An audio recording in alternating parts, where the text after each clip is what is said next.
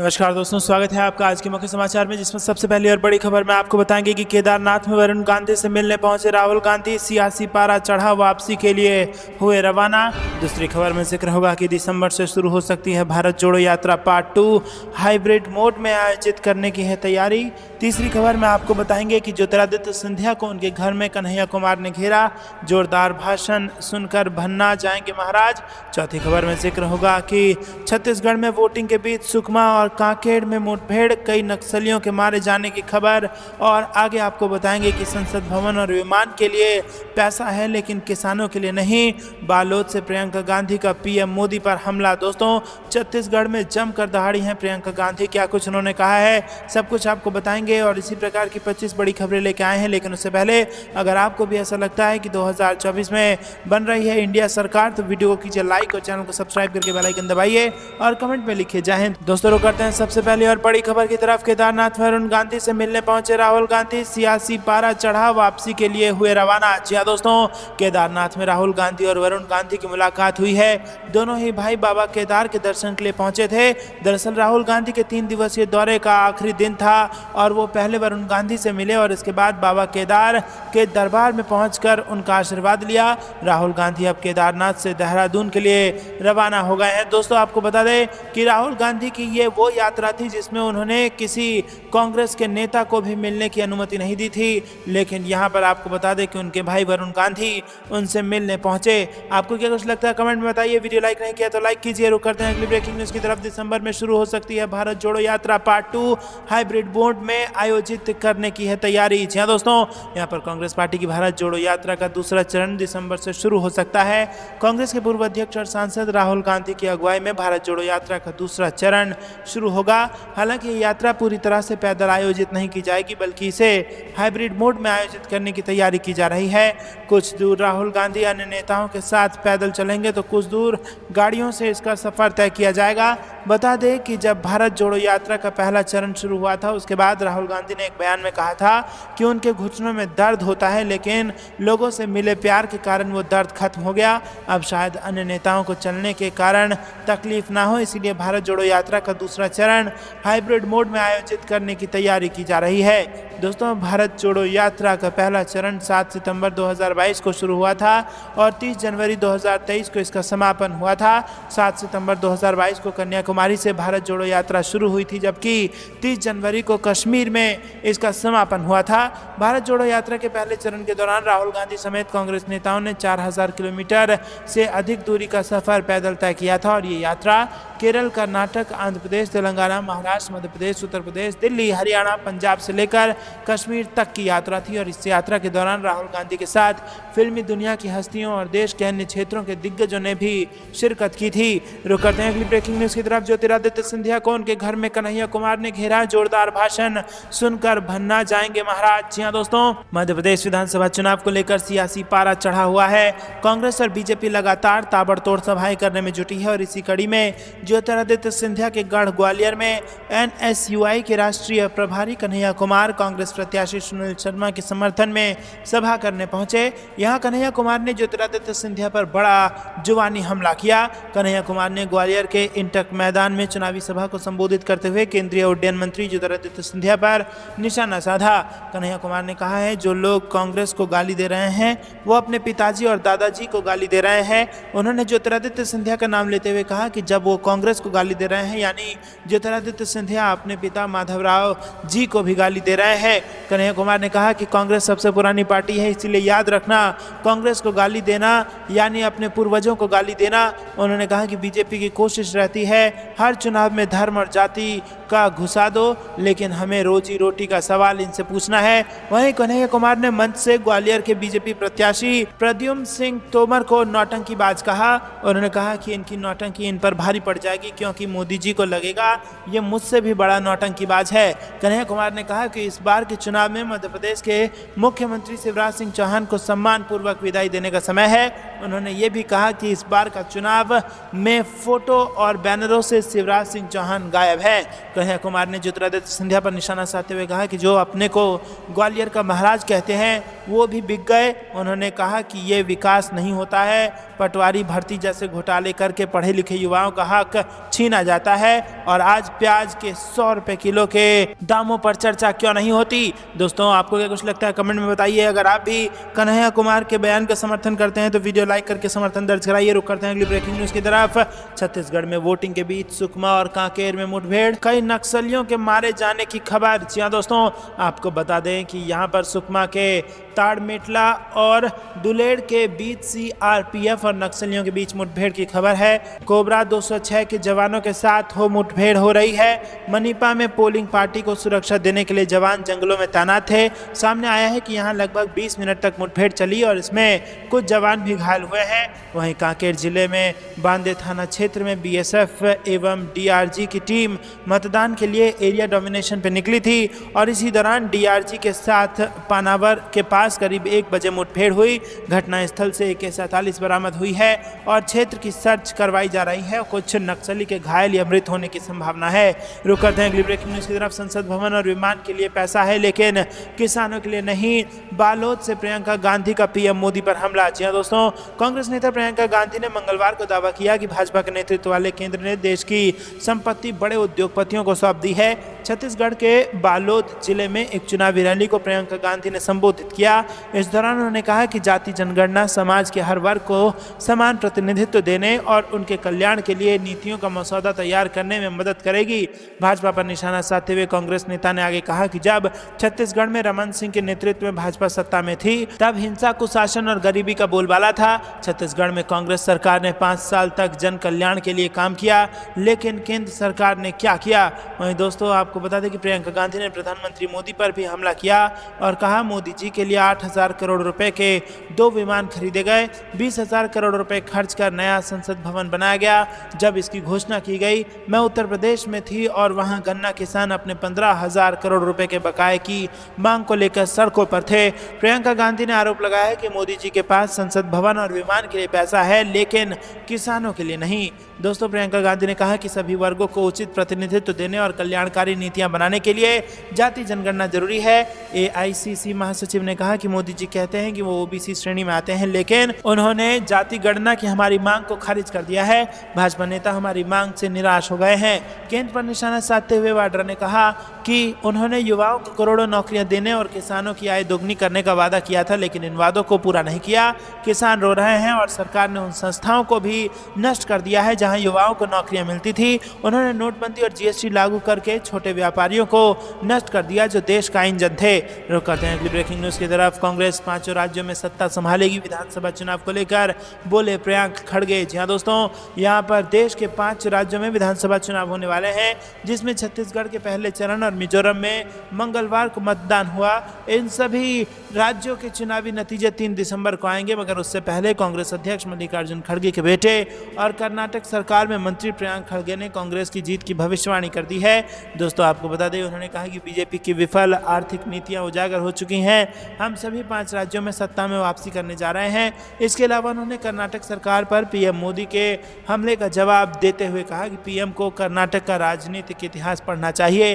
अपने कार्यकाल के दौरान उन्होंने 2 कार्यालय में 5 मुख्यमंत्री दिए। उनकी सरकार को कर्नाटक से बाहर कर दिया गया और लोगों ने कांग्रेस को पिछले 35-40 सालों में सबसे बड़ा जनादेश दिया।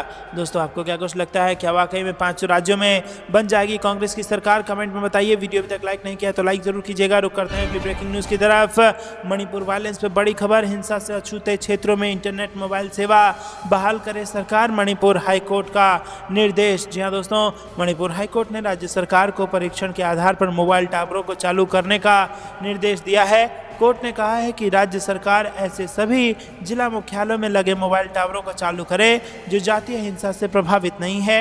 ये निर्देश मणिपुर सरकार द्वारा राज्य में मोबाइल इंटरनेट प्रतिबंध को 8 नवंबर तक बढ़ाए जाने के बाद आया है।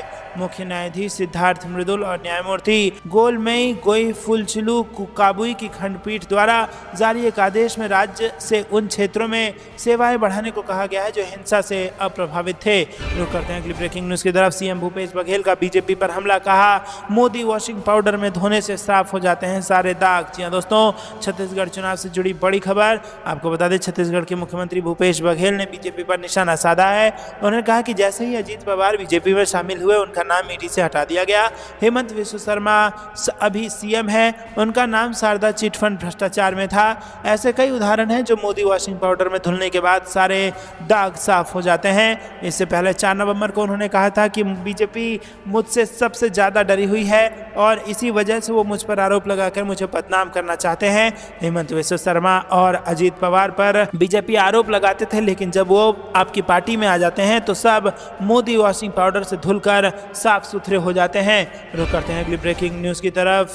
पीएम मोदी गरीब है तो जाति जनगणना क्यों नहीं करा रहे हैं, मल्लिकार्जुन खड़गे ने किया हमला। जी दोस्तों, कांग्रेस अध्यक्ष मल्लिकार्जुन खड़गे ने मंगलवार को मध्य प्रदेश के ग्वालियर में एक चुनावी रैली को संबोधित किया।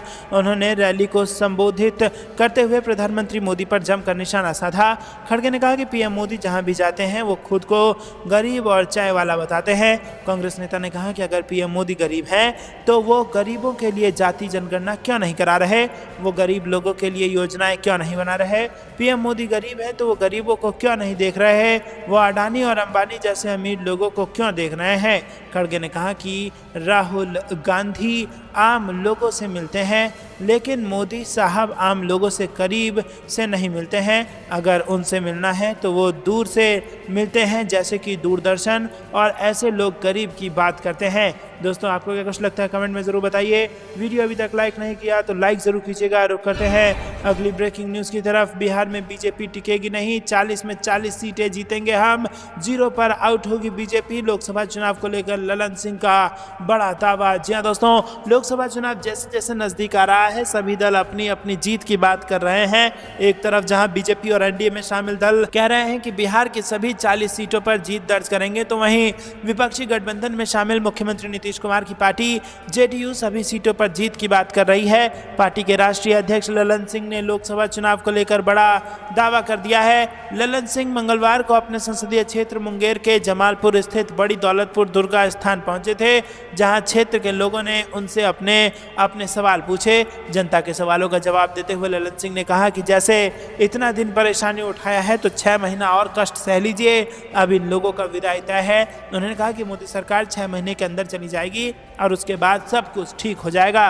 रुक करते हैं ब्रेकिंग न्यूज़ की तरफ। सचिन पायलट का बड़ा बयान, बोले बीजेपी से मध्य प्रदेश की जनता चाहती है छुटकारा। मोदी के मध्य प्रदेश दौरे पर साधा निशाना, बोले हर चीज की एक सीमा होती है। जी दोस्तों, राजस्थान के पूर्व डिप्टी सीएम एक दिवसीय दौरे में जबलपुर पहुंचे, जहां कांग्रेस के 3 विधानसभा के प्रत्याशी लखन घनघोरिया, राजेश पटेल और एकता ठाकुर के समर्थन में आशीर्वाद मांगने के साथ ही सिहोरा में रोड शो भी उन्होंने किया। इस दौरान उन्होंने मीडिया से चर्चा करते हुए कहा कि मध्य प्रदेश में कांग्रेस की पूर्ण बहुमत की सरकार बनने जा रही है। मध्य प्रदेश के लोग भाजपा से थक चुके हैं और परेशान होकर छुटकारा पाना चाहते हैं। रुक करते हैं अगली ब्रेकिंग न्यूज़ की तरफ।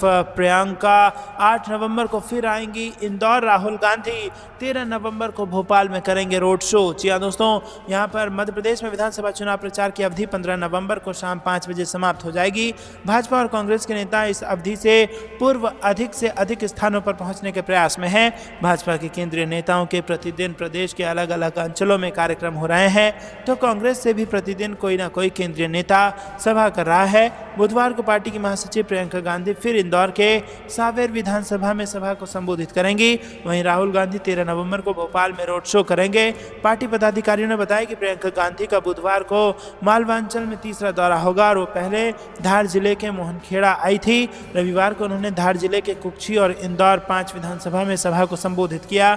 अब बुधवार को इंदौर की सावेर और देवास जिले की खातेगांव विधानसभा में जनसभा करेंगी। रुक करते हैं ब्रेकिंग न्यूज़ की तरफ। बिहार में छिड़ने वाला है सियासी संग्राम। जातीय गणना पर घमासान के बाद अब आर्थिक सर्वे को लेकर बवाल तय। रिपोर्ट पेश होते ही उठने लगे सवाल। जी दोस्तों, बिहार का सियासी पारा एक बार फिर गर्म होने की प्रबल संभावना दिखा रहा है। पिछले दिनों बिहार सरकार ने जातीय गणना के आंकड़ों को सार्वजनिक किया था। बिहार में जाति की संख्या सामने आने के बाद खूब घमासान हुआ। अभी ये घमासान थमा ही नहीं था कि बिहार सरकार ने विधानसभा में सामाजिक आर्थिक सर्वे की रिपोर्ट को पेश किया। अब इसको भी लेकर सवाल उठाने शुरू हो गए हैं और आने वाले दिनों में इसको लेकर सियासी बवाल तय माना जा रहा है। दरअसल बिहार की तत्कालीन एनडीए सरकार ने राज्य में जातीय गणना कराने का फैसला लिया था।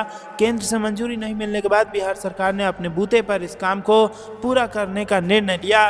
बिहार सरकार ने इस पर 500 करोड़ से अधिक की राशि खर्च की है और इस बीच बिहार में सरकार बदल गई और राज्य में एनडीए की जगह महागठबंधन की सरकार बन गई। इस बीच जातीय गणना का मामला हाई कोर्ट से सुप्रीम कोर्ट तक पहुंचा, लेकिन आखिरकार बिहार सरकार की जीत हुई और 2 चरण में जातीय गणना का काम पूरा है। दोस्तों रुक करते हैं अगली ब्रेकिंग न्यूज़ की तरफ। लोकसभा चुनाव से जुड़ी बड़ी खबर। जम्मू में कांग्रेस ने मेरा पहला वोट फॉर इंडिया अभियान किया लॉन्च।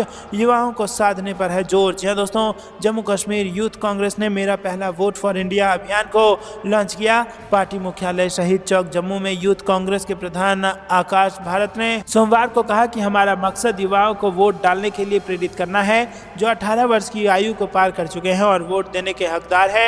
युवा राष्ट्र के निर्माण में अहम भूमिका निभा सकते हैं और राष्ट्र के भविष्य को दिशा देने युवाओं की अहमियत अधिक है। उन्होंने कहा कि युवाओं को अधिक से अधिक संख्या में वोट डालना चाहिए। उन्होंने बेरोजगारी, महंगाई और आर्थिक चुनौतियां जैसे मुद्दे पर सरकारों की तरफ से ध्यान न दिए जाने का मुद्दा उठाया। आगामी लोकसभा के चुनाव मार्च 2024 में संभावित हैं। समय की मांग है कि नए वोटर ऐसी पर राजनीतिक पार्टी को वोट करें जो उनके भविष्य को उज्जवल करे और ये अभियान मेरा पहला वोट फॉर इंडिया पहला वोट डालने वाले युवाओं को वोट डालने के लिए प्रेरित करेगा और इसे हर जिला और विधानसभा क्षेत्र तक ले जाया जाएगा।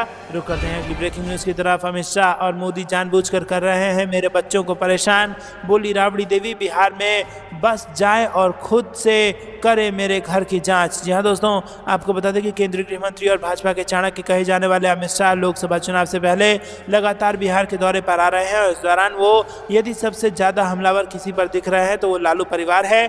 शाह लालू परिवार को अपराध बढ़ाने वाला और भ्रष्टाचार करने वाला परिवार तक कह डालते हैं। ऐसे में अब इसको लेकर आरजेडी नेत्री और बिहार की पहली महिला मुख्यमंत्री राबड़ी देवी ने बड़ा पलटवार कर दिया है।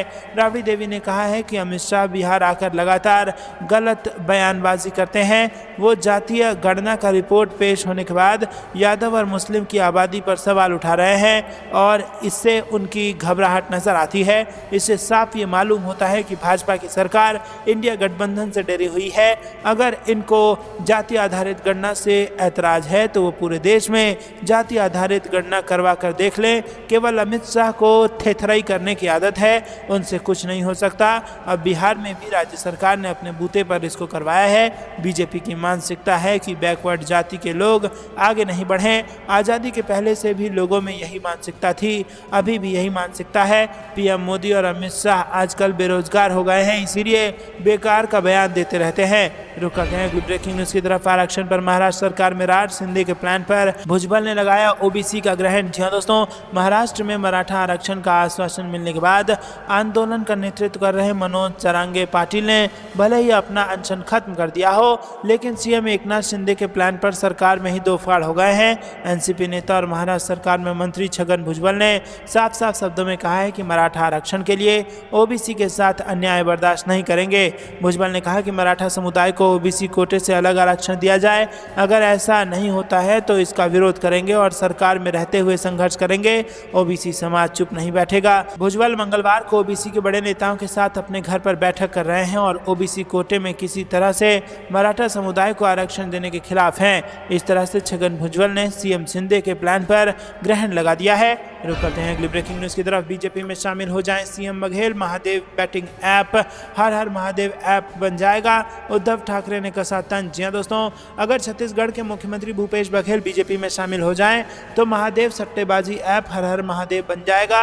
ये कहना है महाराष्ट्र के पूर्व मुख्यमंत्री और शिवसेना के प्रमुख उद्धव ठाकरे का। महादेव सट्टेबाजी ऐप को लेकर इन दिनों जमकर राजनीति हो रही है और बीजेपी इस मामले को लेकर कांग्रेस और भूपेश बघेल पर जमकर हमलावर है। दोस्तों, आपको क्या कुछ लगता है है कमेंट में बताइए। रुक करते हैं अगली ब्रेकिंग न्यूज की तरफ। यूपी डायल 112 के महिला कर्मचारियों के प्रदर्शन पर अखिलेश यादव का निशाना, कहा बीजेपी का नारी वंदन का सत्य रूप नारी बंधन है। जी हाँ दोस्तों, राजधानी लखनऊ में यूपी डायल 112 मुख्यालय में तैनात सैकड़ों महिला कर्मचारी सोमवार दोपहर से ही कई मांगों को लेकर प्रदर्शन कर रही हैं और पुलिस अफसरों ने उन्हें समझाने की कोशिश की, लेकिन प्रदर्शन खत्म नहीं हुआ। मंगलवार को भी बड़ी संख्या में यूपी डायल 112 के कर्मचारी अपनी मांगों को लेकर विरोध प्रदर्शन कर रहे हैं। इस बीच समाजवादी पार्टी के राष्ट्रीय अध्यक्ष अखिलेश यादव ने प्रदर्शन कर रहे महिला कर्मचारियों की फोटो और एक संवाद अधिकारी का पत्र शेयर कर सरकार को घेरा है। दोस्तों, अखिलेश यादव ने कहा है कि ये डायल 100 के किसी एक संवाद अधिकारी का पीड़ा पत्र नहीं, बल्कि हर एक का है। मुख्यमंत्री जी से मिलने से पहले ही रात भर ठंड में बैठकर अपनी मांग करने वाली बहन बेटियों को सुबह हिरासत में ले लिया गया। भाजपा का नारी वंदन का सत्य रूप नारी बंधन है, शर्मनाक, निंदनीय और असहनीय। रुक करते हैं अगली ब्रेकिंग न्यूज की तरफ। ममता बनर्जी का पीएम मोदी पर तंज, स्टेडियम और रेल का नाम अपने नाम पर मैं नहीं रखती। जी हाँ दोस्तों, कोलकाता से बड़ी खबर आ रही है। पश्चिम बंगाल की मुख्यमंत्री ममता बनर्जी ने सोमवार को प्रधानमंत्री के नाम पर अहमदाबाद में एक क्रिकेट स्टेडियम का जिक्र करते हुए मोदी का नाम लिए बिना उन पर तंज कसा। मुख्यमंत्री ने सोमवार को यहां एक पार्टी कार्यक्रम में कहा कि मैं अपने नाम पर किसी स्टेडियम का नाम नहीं रखता, मैं रेलवे लाइनों का नाम अपने नाम पर नहीं रखता, मुझे किसी आत्म प्रचार की आवश्यकता नहीं है। एक आदर्श इंसान के रूप में मैं जीने के लिए यही काफ़ी है। अहमदाबाद का नरेंद्र मोदी स्टेडियम, जिसे मोटेरा स्टेडियम के नाम से भी जाना जाता है, 1,32,000 दर्शकों की बैठने की क्षमता वाला दुनिया का सबसे बड़ा क्रिकेट स्टेडियम है। बनर्जी ने विभिन्न केंद्र प्रायोजित योजनाओं के तहत लंबित केंद्रीय बकाया को लेकर भी केंद्र सरकार पर तीखा हमला बोला।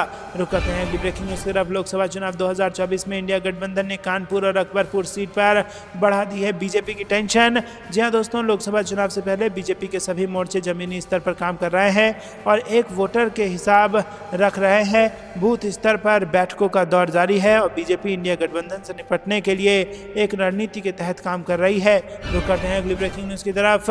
प्रियंका गांधी ने अमेठी से चुनाव लड़ने की मांग कर दी तेज, अनिश्चितकालीन धरने पर बैठे कांग्रेस कार्यकर्ता। रुक करते हैं अगली ब्रेकिंग न्यूज की तरफ। वोटिंग के दिन प्रियंका गांधी ने दोहराए कांग्रेस के वादे, बोली प्रदेश को विकास का मॉडल चाहिए। जी हाँ दोस्तों, ये थी दिन भर की सारी जरूरी और बड़ी खबरें। अंत तक बने रहने के लिए बहुत बहुत धन्यवाद। जाने से पहले वीडियो को कीजिए लाइक और चैनल को सब्सक्राइब करके बेल आइकन दबाइए और कमेंट में लिखे जय हिंद। अभी के लिए इतना ही। जय हिंद, जय भारत।